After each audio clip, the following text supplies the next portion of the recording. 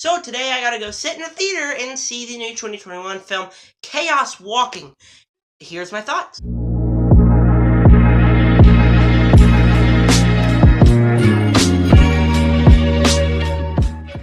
Chaos Walking was directed by Dave Liman, stars Tom Holland, Daisy Ridley, Nick Jonas, and Mads Mikkelsen. And the film takes place in this world where you can all hear every male's inner voice, their mind, in this thing that they call the noise. And now all ladies are dead, every woman's dead because this race called the Spackle killed him. And this follows Todd as he finds a woman and has to protect her from his villagers who want her dead for some weird reason. I was really excited for this film. I actually put it number 2 on my most anticipated list, which was a lie. I was just kind of thinking of things to add onto my list at that time. Not gonna lie. So it wouldn't have made that far on my list, but I was really looking forward to the film, so I had to check it out on in theaters. Actually, I almost said Disney Plus because I was looking in the camera and I have my Falcon and the Winter Soldier shirt on. Got this, really like that show. Go check out my review. I made that yesterday. But also make sure to subscribe, hit the like button, hit the bell, and comment below if you've seen Chaos Walking. What do you think of it? This is only my thoughts. I probably know yours. And with that said, here is my thoughts.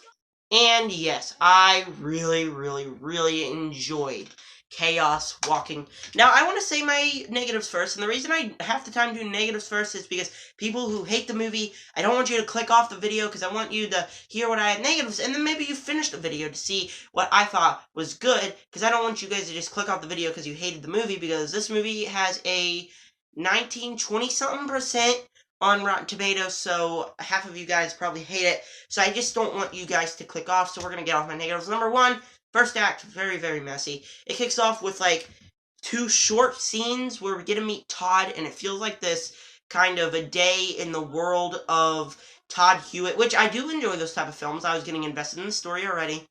And then we just instantly cut to the scene from the trailers where the spaceship collides on Earth, and that's it. That is, it just throws out something where you don't even get to know the characters, and it's instantly rushed into the story.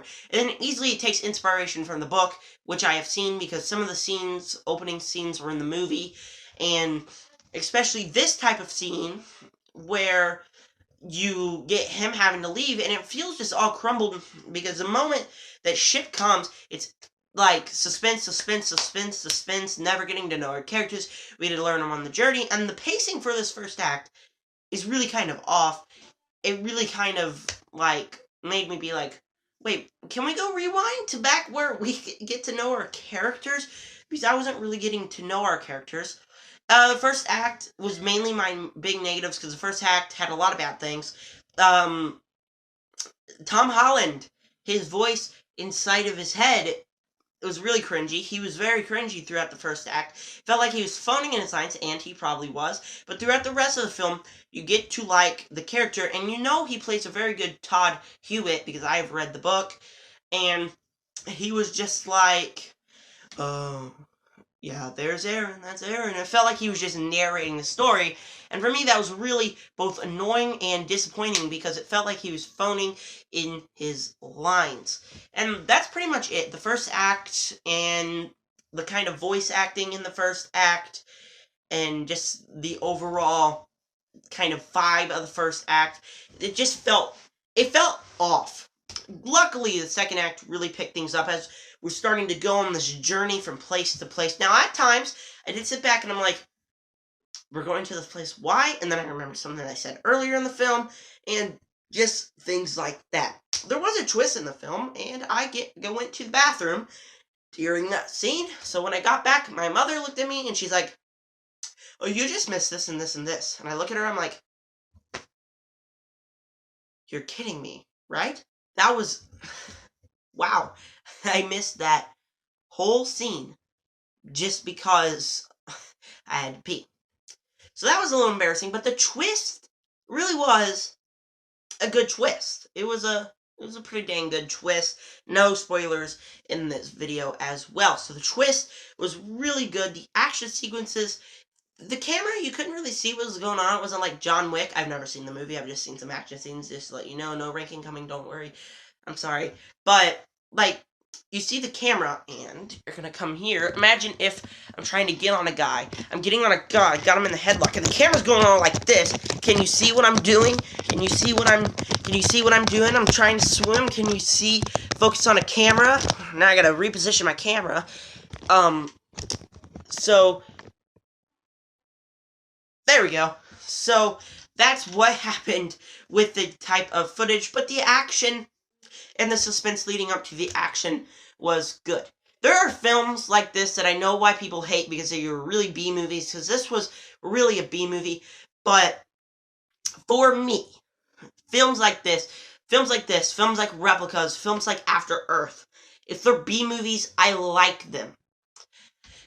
Replicas had an intriguing story throughout. Sure, the budget was my crap, and a lot of things were bad about the movie, but the overall story was really intriguing.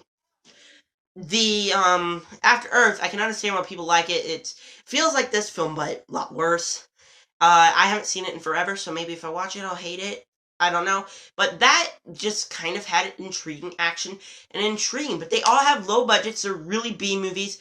B movies where it doesn't have a biggest budget. But I really enjoy the storytelling and a lot of the things. But the thing is, this wasn't a B movie.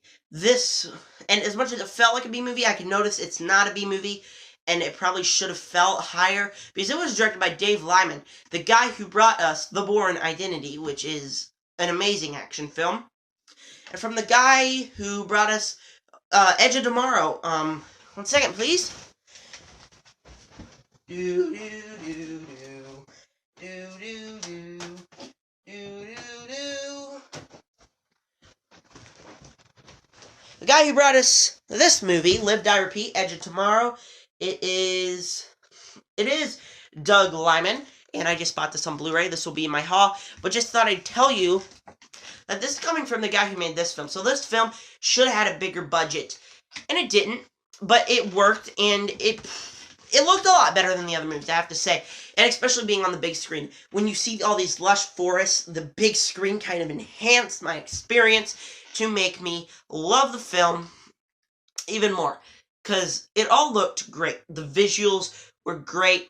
When you're riding on a horse, it just looks great. Being in the theater made it 10 times better, because I probably wouldn't have appreciated how the film actually worked and looked if I was watching it on a Blu-ray player at home. So I really appreciate going to the theaters. So this film had its budget, but it did feel like a B movie, but the story sure was intriguing. I really enjoyed watching them go on this journey. The cast was pretty good, besides the first act, because they felt cringy. Tom Holland, he can play everyone. I watched a film last year that we don't much talk about because it is blasphemy to the Lord. It's called Devil All the Time. He was in that movie, and he did a very, very great job in that movie. He is a very talented actor who proves he can play everyone, not just Spider-Man himself. So that to me really, really worked, and that was a big plus for me because of him, and he's the one we're staring at. I realized Daisy really didn't much speak in big monologues, but she was fine too. She was pretty good. Mads Mikkelsen was good, and Nick Jonas wasn't much in the film. I'm a fan of the Jonas Brothers, and he wasn't in the film, so I was a little bit of disappointment, but that was fine. What else do I have to talk about? Nothing much. This film just has a very intriguing story. Sometimes felt jumbled, but had a very intriguing story while you fan out. Great cast, pretty good action, and feels like one of those B movies that has a very intriguing story. Obviously, I will not give it a B. I will give it an A, an 8.5 out of 10, and 4 stars. I really enjoyed Chaos Walking. Probably not going to do spoiler review on this one either, but just be warned, next time I talk about the film, like in my March 2021 ranking, you probably have to skip Chaos Walking, because I will talk spoilers on that one and Raya and the Last Dragon, because I can't talk spoilers, but I want to talk about some twists of those films, but I don't really think I could do a whole spoiler review. Godzilla vs. Kong comes out tomorrow. Very excited for that film. Or today. It comes out today. I'm not sure when I'm uploading this. My editing might be a poo-poo again, so this might be edited tomorrow or the next day. So just to let you know, it's coming out we'll have that review up and ready for you. That's the big next movie. Have to review Earwig. Have to review a lot of things. But Chaos Walking, to me, was a very good film. I want you guys to subscribe, hit the like button, hit the bell, and comment below. What were your opinions on Chaos Walking? Did you agree with me? Or were you a bit disappointed by the film? And with that said, make sure to do all those things I just told you. Stay tuned for all those reviews. And with that said, make sure to subscribe to join the Nerd Army.